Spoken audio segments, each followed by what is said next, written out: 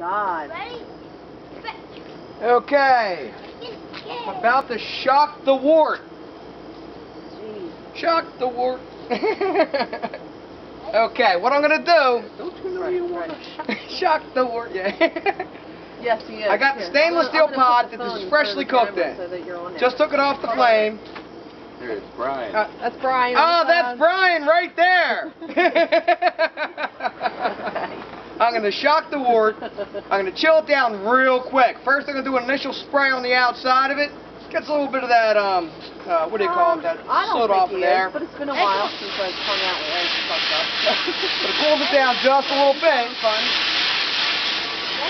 Because we know metal will keep the heat a lot more than water. He's good though, like he's so knowledgeable, interesting. Now we're going to give it a nice bath. This is where the real shock comes in. He's shocking the beer right now. The wort. There it goes. Wow, that's really hot though. I don't know what the last thing you heard. She's I'm on video now too. I'll take the lid off of that. This finished color is going to be a little darker than what I showed you earlier. Yeah, she's still Yeah, partially because of the honey. She's really getting into politics and partially because of the cooking. really getting into politics. Also partially because of the hops. An event Very little because of the hops. But I think it's going to have a nice color to it. She's really into it. Not like my previous ones, because this alcohol is probably going to be about 6%.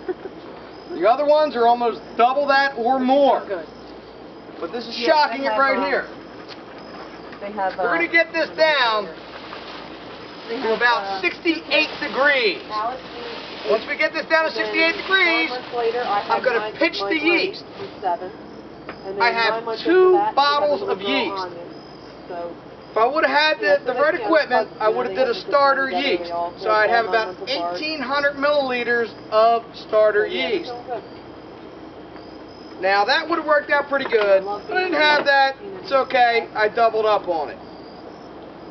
This is going to be tasty, as most of my beers wind up being. Sometimes I don't know how, but they do. Once this goes down to that, I'm going to pitch the yeast. I'm going to transfer it into the carboy. I'm also going to get a hydrometer reading this time. The reason why I'm going with the hydrometer this time is because this is my first whole grain beer. I'd rather do the extract.